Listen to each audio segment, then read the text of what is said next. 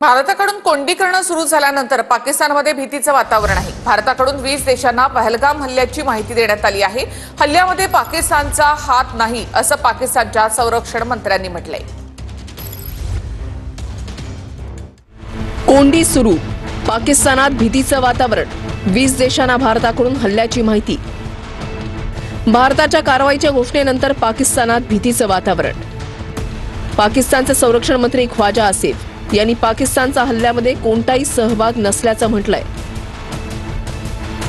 भीतीमुळे पाकिस्तान हवाई दलाची विमानं रात्रभर सीमेभोवती गस्त घालत होती। पाकिस्तानात त्यांच्या नौदलाला अलर्ट केलंय। भारत कारवाईसाठी नौदलाचा वापर करू शकतं अशी भीती पाकिस्तानला आहे। पाकिस्तानचे लष्कर प्रमुख मुनीर यांनी उच्चपदस्थ अधिकाऱ्यांची बैठक घेतली।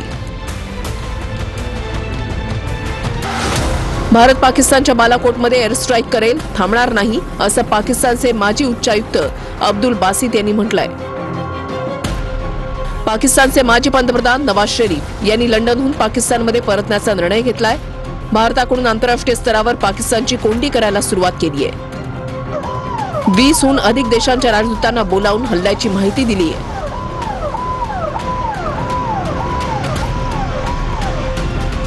यात अमेरिका, रशिया, इंग्लंड, फ्रान्स, ऑस्ट्रेलियासह इतर देशांचाही समावेश आहे।